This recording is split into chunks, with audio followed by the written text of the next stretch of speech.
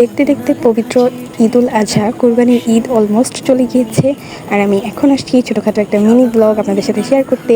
আমার ভিডিওটি কে কোথা থেকে দেখছেন অবশ্যই কমেন্ট সেকশনে জানাবেন। হ্যালো এভরিওয়ান, আসসালামু আলাইকুম।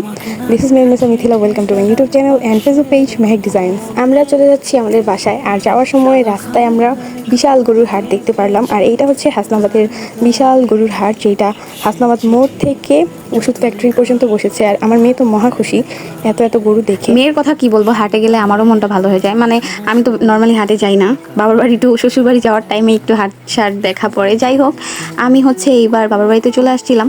আর যেহেতু ঈদের আর কয়েকদিন বাকি ছিল, আব্বু আর বাসায় আমাদের যেতেই দেয়নি। সারপ্রাইজলি এইবার আমি আমাদের বাসায় ঈদটা উদযাপন করছিলাম, আর অনেক বেশি হ্যাপিও ছিলাম অনেক বছর পর আব্বু আমার সাথে ঈদ করতে পেরে। পাশাপাশি একটু মনটাও খারাপ হচ্ছিল, কারণ শামসুর পাপা আমাদের সাথে ছিল না। যেহেতু আমাদের বাসায়ও কোরবানি দেওয়া হয়, সেই থ্রুতে আমার হাজব্যান্ড আর এখানে ঈদটা আমাদের সাথে কাটাতে পারেনি। ও হচ্ছে সন্ধ্যায় আসছিল।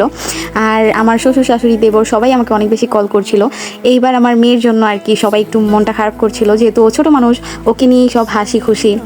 প্রতিবারের মতো কোরবানি দেওয়ার সময় আমার মেয়ে অনেক বেশি এনজয় করে। এবার যেহেতু ও ছিল না, তাই ওর দাদা দাদির মনটা অনেক খারাপ ছিল, তাই আমাকে বারবার কল করছিল। কিন্তু আমি ওনাদেরকে বলছিলাম যে এইবার আমি এখানে ঈদটা করি, যেহেতু একটা সুযোগ পেয়েছি, এই সুযোগটা কি আর মিস করা যায়, তাই আর যাওয়া হয়নি। এই যে এখানে চাঁদ রাতের দিন বিছু বাহিনীর সাথে মিলে আমার মেয়েটা গরু দেখতেছিল, আর সে অনেক বেশি হ্যাপি ছিল। পাশাপাশি আমি হচ্ছে সন্ধ্যায় নিজের হাতে মেহেদি লাগিয়ে নিছি, আর মেয়েকেও মেহেদি লাগিয়ে দিছি। একটা হচ্ছে ভেড়া আর একটা হচ্ছে গরু আট করে দিয়েছিলাম। দেন আমার আব্বু রাতে নারিকেল কোড়া ছিল শ্যামাইয়ের জন্য, সেখান থেকে আমি নারিকেল নিয়ে চিনি আর মুড়ি দিয়ে খাচ্ছিলাম। আর এটা হচ্ছে ঈদের দিন সকালের ভিডিও। সকাল সকাল ঘুম থেকে উঠে মা মেয়ে গোসল টোসল করে দৌড়ে চলে যায় বাহিরে, যেহেতু নামাজ শেষে সবাই মিলে এখন কোরবানি দেওয়ার জন্য চলে আসছে। আর এখানে দেখেন কত মানুষ। এত মানুষ দেখে নিশ্চয়ই আপনারা ভাবছেন একটা গরুর পিছনে এত মানুষ কেন। এগুলো হচ্ছে সব পঞ্চায়েতের লোকজন। আমাদের এখানে অনেক ইন্টারেস্টিং একটা পার্ট হচ্ছে, গরু কোরবানি দেওয়ার টাইমে পঞ্চায়েত সিস্টেমে হচ্ছে ভাগ বাটোয়ারা করা হয়। এতে অনেকের অনেক বেশি সুবিধা হয়।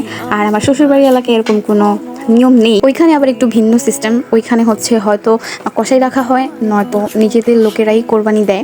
যাই হোক, এখানে গরুটাকে হাত পা বেঁধে শোয়ানো হয়েছে কোরবানি দেওয়ার জন্য। ফাইনালি হচ্ছে আল্লাহর নাম নিয়ে কোরবানিটা দেওয়া হয়ে গেছে।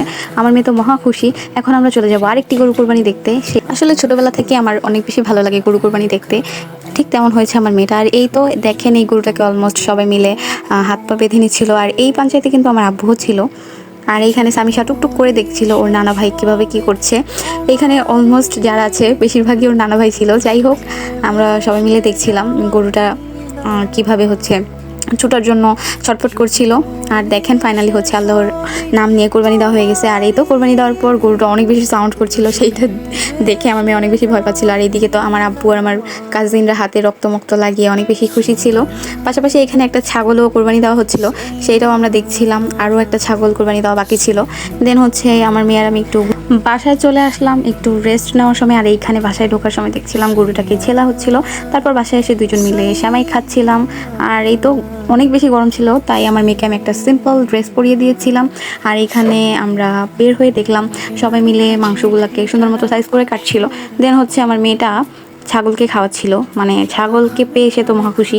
এই তো আমার আব্বু হচ্ছে ওইখানে কাজ করতেছিল। দেন হচ্ছে আমরা দেখছিলাম। তারপর একটা টুকটুক বুড়ির সাথে দেখা হয়ে গেল মাশাল্লাহ। তারপরেই তো সব কিছু শেষে মাংস যখন আনা হয়, তখন আমি হচ্ছে রান্নার প্রসেসিং করছিলাম।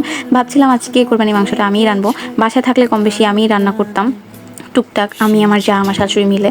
এখন হচ্ছে এইখানে আম্মুকে বললাম দাও আমি একটু রান্না করি, আমার হচ্ছে হঠাৎ করে রান্না করতে ইচ্ছে করছে। দেন হচ্ছে আম্মু বললো যে যা রান্না কর। পরে হচ্ছে আমি মাংসটা রান্না করে নিচ্ছি। রান্না করার সময় আমার মেয়েকে বললাম যে মা তুমি একটু ফোনটা ধরো, আমি একটু ভিডিও করি। সে হচ্ছে এমনভাবে মুভ করছিল ফোনটাকে, কি বলবো। তারপরও ভিডিওটা মাশাআল্লাহ ভালোই আসছিল। আর এই তো অনেক দ্রুত কিন্তু আমার রান্নাটা কমপ্লিট হয়ে গেছে, যেহেতু কোরবানির মাংস অত একটা টাইম লাগে না গলতে। এত বেশি মজা হয়েছিল আলহামদুলিল্লাহ। দেন হচ্ছে দুপুরবেলা মার হাতের গরম গরম লেটকা খিচুড়ির সাথে গরু মাংস দিয়ে লেবু চিপিয়ে খাচ্ছিলাম। আলহামদুলিল্লাহ অনেক বেশি ভালো লেগেছে আমার। সব থেকে বড় কথা হচ্ছে আমার আব্বু অনেক বেশি পছন্দ করেছে। যেহেতু আমি এই বাসায় আসলে তেমন একটা রান্নাবান্না করি না, আব্বুকে অত একটা আমার হাতের রান্না খাওয়াতে পারি না, আজকে রান্না করে খাইয়েছি, আমার অনেক বেশি ভালো লাগছিল। তারপর আম্মুর হাতের স্পেশাল ঘিয়ে ভাজা শ্যামাই, এইটা আমার অনেক বেশি পছন্দের। আমার হাজব্যান্ড আসছিল। দেন হচ্ছে আম্মু তাড়াতাড়ি শ্যামাইটা গরম গরম সার্ভ করে দেয়। তারপর আমি গরম গরম ভাতের সাথে রাতের বেলায় ডিনার করে নিচ্ছিলাম। দেন হচ্ছে আমি আমার হাজব্যান্ডের সাথে একটু ভিডিও করে নিচ্ছিলাম। তো আজকের ব্লগটি আপনাদের কেমন লাগলো, কে কোথা থেকে আমার ভিডিওটি দেখছেন অবশ্যই কমেন্ট সেকশনে জানাবেন। সবাই ভালো থাকবেন, সুস্থ থাকবেন। Thanks for watching, tata.